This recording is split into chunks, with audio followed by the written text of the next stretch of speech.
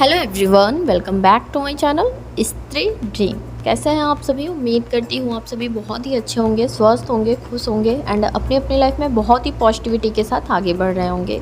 मैं भी ठीक हूँ एंड आप सभी को पता है, मुझे भी पता है कि अब सीटेट का एग्ज़ाम बहुत जल्दी से हम लोगों के पास आ रहा है और एग्ज़ाम डेट पहले से ही क्लियर थी कि 7 जुलाई को हम लोगों का एग्ज़ाम होना है। तो अगर कोई ये कहता है कि अभी तक मेरी बिल्कुल भी प्रिपरेशन नहीं हुई है या फिर मैं कहाँ से स्टार्ट करूँ या फिर कैसे करूँ, क्या करूँ, तो इसमें सिर्फ़ और सिर्फ हमारा फ़ॉल्ट होगा, हमारी कमी होगी। हम किसी को भी दोष नहीं दे सकते हैं। मैं बिल्कुल मानती हूँ कि शादी के बाद पढ़ना बहुत ज़्यादा मुश्किल है, बट शादी के बाद पढ़ना उतना ज़्यादा मुश्किल नहीं है जितना बच्चे के बाद पढ़ना मुश्किल होता है। और ये बातें ना मैं अपने पर्सनल एक्सपीरियंस से बोल रही हूँ, क्योंकि मुझे ऐसा फ़ील होता है कि जब सातवीं नहीं थी तब अगर मैंने इतनी मेहनत कर ली होती तो अब तक शायद कुछ हला भला हो गया होता।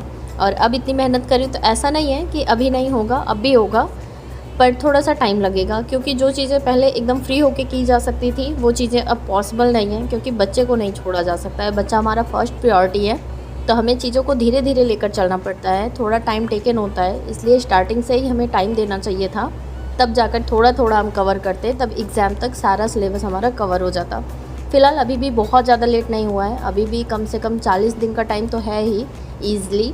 अगर हम अब भी ट्राई करेंगे ना तो ऐसा नहीं है कि एग्ज़ाम नहीं निकलेगा, लेकिन अब हमें थोड़ा दुगनी स्पीड से मेहनत करनी पड़ेगी। तो जो कोई भी ये कमेंट करता है ना कि अभी तक कुछ भी नहीं पढ़ा है, कहाँ से पढ़ें, कैसे स्टार्ट करें, बैच परचेज कर लें, तो जो कुछ भी समझ में आता है, जो कुछ भी दिल दिमाग गवाही देता है वो चीज़ें कर डालिए, मेहनत कीजिए, नींदें कम लीजिए, दिन में भी मत सोइए। बहुत सारा टाइम अगर निकालेंगी तो पढ़ने भर का हो जाएगा, और पढ़िए और अपने लिए 2024 में एक जॉब सिक्योर कीजिए।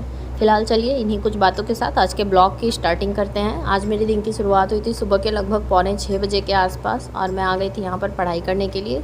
आजकल मेरे यहाँ लाइट बहुत ज़्यादा कट पिट ऐसे रहती है, तो इसलिए मैं पहले से ही अपना सेटअप साइड में ही लगाई थी, क्योंकि सारी सो रही थी और वहाँ पर लाइट जब चली जाती है, मतलब जहाँ मैंने बिस्तर लगाया है, तो बहुत तेज़ से उनको सुनाई पड़ता है, नींद उनकी डिस्टर्ब होती है, इसलिए मैंने थोड़ा दूर ही लगा लिया है आज अपना टेबल।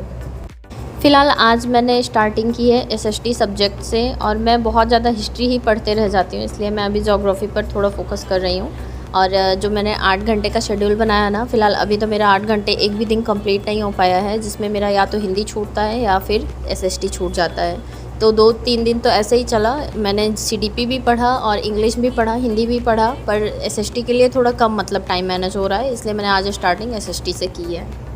और एसएसटी में भी आज मैं जो सनी सर की अभी न्यू वाला सीरीज़ चल रहा है, एसएसटी वाई सनी सर का जो अभी लेटेस्ट वाला चल रहा है, उसमें भी 45 वीडियोस के आसपास हो चुके हैं, तो वहीं से मैं पीवाईक्यू सॉल्व करवा रहे सर, और कुछ वीडियोस में थ्योरी भी मतलब कॉन्सेप्ट भी क्लियर करा रखा है, तो वहीं से मैं अभी पढ़ रही हूँ। मुझे ऐसा लगता है कि जब से हमारा रिज़ल्ट हुआ है तब से अब तक लेकर 5 महीने का, और जब से फॉर्म अप्लाई हुआ है तब से अब तक 4 महीने का टाइम पूरा था। अगर कोई ये कहता है कि अभी तक कुछ भी नहीं पढ़ा, तो आप लोग खुद से सोचिए कि किसकी गलती है। मुझे ऐसा लगता है कि अगर पर डे 1-1 घंटे भी हम लोगों ने पढ़ा होता तो शायद अब तक बहुत सारी चीज़ें, बहुत सारा कॉन्सेप्ट क्लियर हो गया होता। फ़िलहाल अभी जिसका नहीं हुआ है वो अब से भी अगर स्टार्ट कर देगा, बहुत सारे पीवाईक्यू सॉल्व हो रहे हैं, ज़रूरी नहीं है सचिन सर को या फिर हिमांशी मैम को ही फॉलो कीजिए, बहुत सारे ऐसे चैनल्स हैं जहाँ पर बहुत अच्छे अच्छे क्वेश्चंस कराए जा रहे हैं, सिर्फ सर्च करना है। तो वहाँ से भी अगर प्रैक्टिस करते रहेंगे तो ऐसा नहीं है कि मतलब चीज़ें क्लियर नहीं होंगी। अभी भी अगर टाइम देंगे, अब थोड़ा ज़्यादा टाइम देना पड़ेगा, तो देंगे तो फिर एग्ज़ाम तो क्लियर हो ही जाएगा। क्योंकि मुझे ऐसा लगता है कि अगर इस बार नहीं क्लियर होगा ना तो सिर्फ़ और सिर्फ अपनी गलती होगी। साध्वी के उठ जाने के बाद फिर मैंने बंद कर दिया था, और साध्वी मेरी पार्टनर ने करेला और करेले की सब्ज़ी और रोटी बनाया था, तो वहाँ से लेकर आई थी, तो इनको खाना था, मैं इनको खिलाई, और उसके बाद फिर मैं आ गई थी किचन में खाना बनाने के लिए। आजकल इतनी ज़्यादा गर्मी हो रही है ना कि कुछ समझ में नहीं आता क्या बनाऊँ क्या खाऊँ। फ़िलहाल मैं सब्ज़ी लेने गई थी तो मैं बैगन भी ले आई थी, तो आज मैंने ऐसे ही सब्ज़ी चावल बना लिया है, क्योंकि आज सुबह मैं फिर से जल्दी नहीं उठी थी, तो सुबह की पढ़ाई मेरी बहुत कम हुई है। टाइम बचाऊंगी तो ही मैं दिन में एटलीस्ट 6 घंटे तो कंप्लीट ही करूंगी।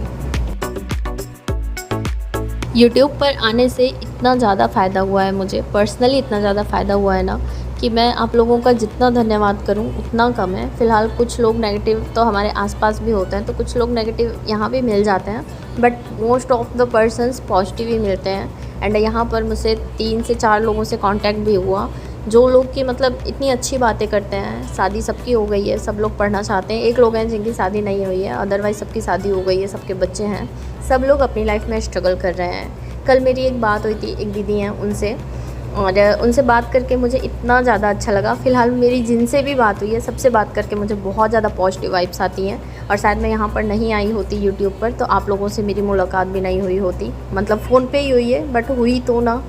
Thank you so much Megha दी, कल आपसे बात हुई और आपसे बात करके मुझे इतना अच्छा लगा। आपकी एक बात मुझे इतनी ज़्यादा लगी कि अगर मैं पढ़ नहीं रही होती तो फिर मैं क्या कर रही होती। तो इस बारे में मैं सच में कल बहुत ज़्यादा सोच रही थी कि सच में अगर मैं पढ़ाई से नहीं जुड़ी होती तो फिर मैं कहाँ होती।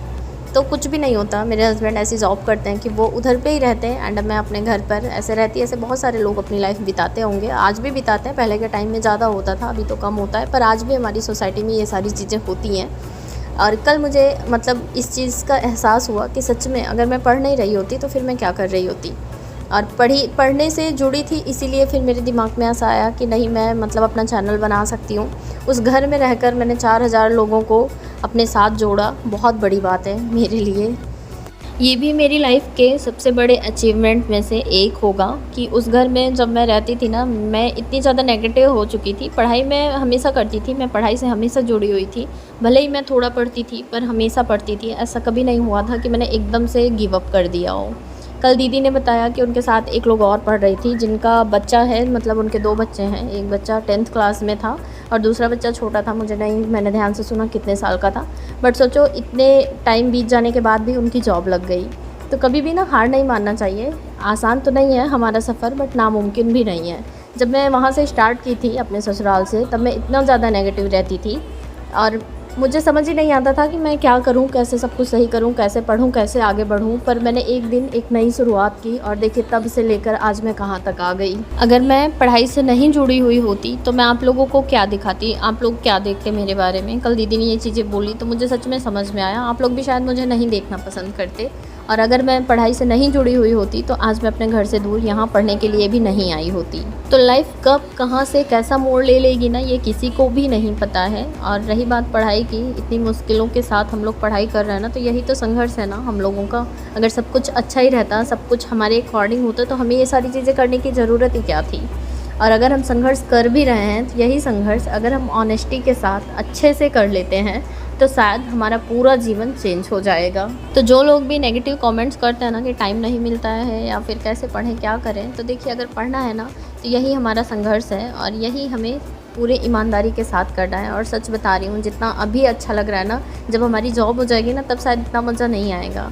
चीज़ें अच्छी हो जाएंगी, बेशक लाइफ बहुत ज़्यादा चेंज हो जाएंगी, पर ये वाला टाइम ना फिर दोबारा हमारी लाइफ में लौट कर नहीं आना है। इसलिए जो कुछ भी कर रहे हैं ना पूरी ईमानदारी से करें, ताकि जब हमारे दिन चेंज हो जाए ना तो ये सारी चीज़ें याद करके हमें अच्छा फील हो, ऐसा लगे हमें कि हाँ हमने मेहनत करी है जिसका रिज़ल्ट हमें मिला है। तो लाइफ में जो कुछ भी चल रहा हो उसे एक्सेप्ट करना है और लाइफ में आगे बढ़ना है। जो कुछ भी गोल हमने बना ही लिया है उसको अचीव करने का ट्राई भी तो करना चाहिए ना। ये संघर्ष का टाइम है, ये जब निकल जाएगा ना तो सच बता रहे हैं कि बहुत याद आएगा ये टाइम। और बाकी कहते भी हैं ना कि जो संघर्ष करता है लाइफ उसी की ही चेंज होती है। ऐसा नहीं है कि अगर बैठे बैठे सब कुछ अच्छा होने लगे तो सबकी लाइफ में बहुत कुछ अच्छा हो जाए, किसी को कुछ करने की ज़रूरत ही ना पड़े। फिलहाल आज के लिए बस इतना ही, और कल फिर मिलती हूँ एक नए वीडियो ब्लॉग के साथ। तब तक के लिए बाय बाय।